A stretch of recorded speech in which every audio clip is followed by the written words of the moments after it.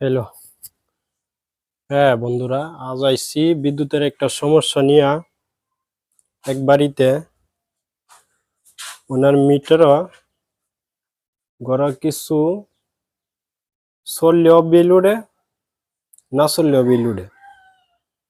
আর এই সমস্যাটা সম্পূর্ণ কিসের কারণে, কিসের ভিত্তিতে, তা আমি এই ভিডিওর মধ্যে তুলে ধরবো। হ্যাঁ, সমস্যাটা দেখা বললো ওনার করে একেবারে গড় কিছু না চললেও মানে ওনার মিটার দিয়ে বিল উঠে। যে হিসাবটা আমি আপনাদের মিটারের মাধ্যমে দেখলাম যে কিসের সমস্যার কারণে এত বিল উঠে। ওই যে ওনার ঘরে সব বন্ধ, বর্তমানে ফ্রিজটা চালু আছে।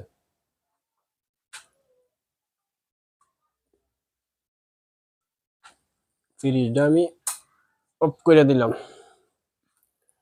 অফ করে দেওয়ার পরে একেবারে সব বন্ধ, সব বন্ধ। এই যে মিটার, এই যে 11 পয়েন্ট করে ওনার বিদ্যুৎ টানতেছে। ওনার ঘরে 11 পয়েন্ট করে বিদ্যুৎ টানতেছে, একেবারে সব বন্ধ। 11 পয়েন্ট করে বিদ্যুৎ টানতেছে। নিউট্রাল দিয়া 11 পয়েন্ট করে বিদ্যুৎ টানতেছে, আর ফেজ দিয়া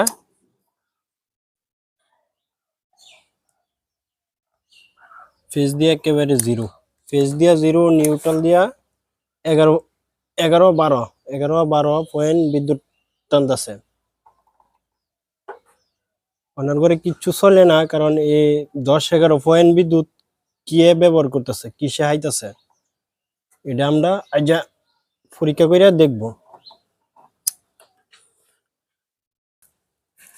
ওনার মিটারের গড়িতে আসছিলাম। এই মিটারগুলি হলো ডিজিটাল মিটার।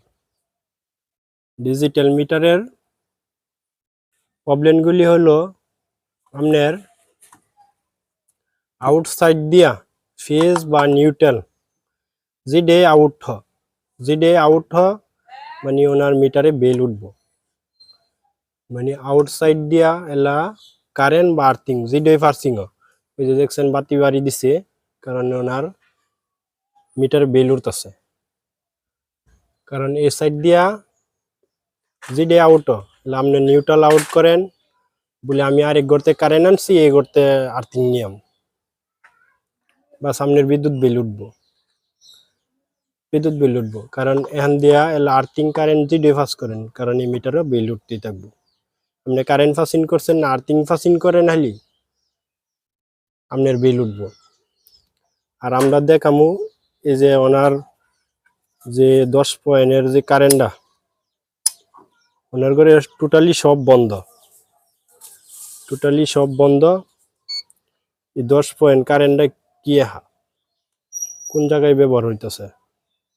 ওনার ঘরের একেবারে টোটালি সব আমি বন্ধ করে তুইছি,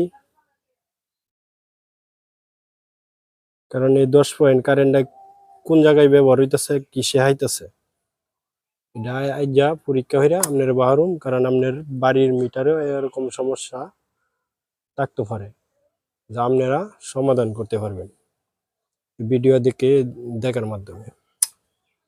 আমরা এবার ওনার ঘরে যে মেইন সুইচ আছে, মেইন সুইচের মধ্যে এই যে আর্থিং লটটা মেইন সুইচের মধ্যে দেখবো লাগাইল কিনা। আমরা ওনার ঘরের ভিতরে এলাম। ওই যে বাহিরতে যে আর্থিং লটটা আছে, ওই যে আর্থিং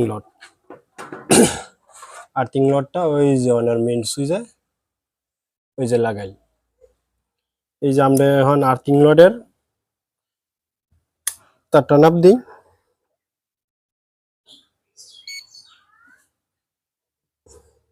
এই যে 9-10 এই যে 9-10-7। এই যে আমরা এবার ওনার যে আর্থিং রডটা এটাতে 9-10 হইরা বিদ্যুৎ টানতেছে। এখন আমরা আর্থিং রডটা ছুটাই দিই যে তখন কি ওনার নিউট্রাল দিয়া কোনো বিদ্যুৎ প্রবাহিত হয় কিনা বা ওনার মিটারে কোনো বিদ্যুৎ বিল উঠে কিনা। আমরা আর্থিং রডটা এই যে ছুটাইলাম, ছুটাই আলাদা রাখলাম। বাস এখন আমরা বাইরে দেখব কোনো বিদ্যুৎ বিল উঠে কিনা।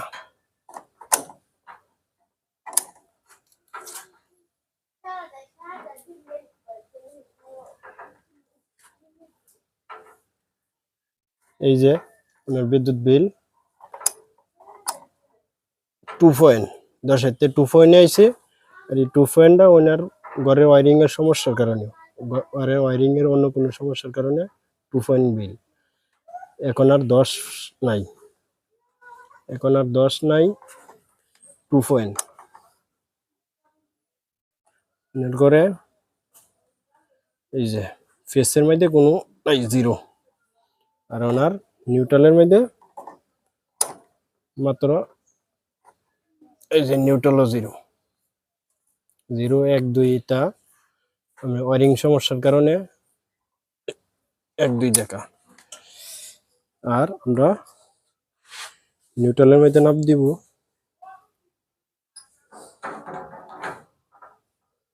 এই যে নিউট্রাল 0। তার মানে 10 পয়েন্ট কারেন্ট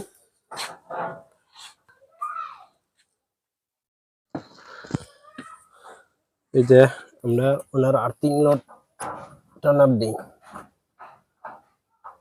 এই যে একেবারে 0। আর তখন 10 পয়েন্ট কারেন্ট এই মাটি তলে যাইতো। কারণ এই কারেন্টটা এখান দিয়ে প্রবাহী হইয়া এই টার্মিনাল দিয়ে বাইরিয়া এই কালো তার দিয়ে বাইরিয়া ঘরের ভিতরের মেইন সুইচ হইয়া ওই যে মাটির তলে। আপনারা এভাবে বাইরে লাগাই নিবেন। বাইরে লাগাই নেওয়ার পরে মিটারও যে বাড়তি বিলটা, এই বিলটা আইতো না। শুধু ঘরের ভিতরে লাগাইন, কারণ এই ডিজিটাল মিটারের এই পাশ দিয়া নিউট্রাল বা ফেজ যদি আউট করেন আপনার মিটারও বিল আইব, মিটারও বিল আইব। আপনি যদি কইন যে আমার ঘরে কারেন্ট ব্যবহার করি না, আরেক করতে আনছি আর আমার করতে আর্থিং নিছি, আপনার মিটারও বিল আইব, আপনার মিটারও বিল আইবই। আশা করি বুঝছেন। ভিডিওটা লাইক করেন, শেয়ার করেন, আমার চ্যানেলটা সাবস্ক্রাইব করেন। আপনাদের পাশে যাতে আরো ভালো ভালো ভিডিও নিয়ে হাজির হইতে পারি, কমেন্ট করেন। ধন্যবাদ।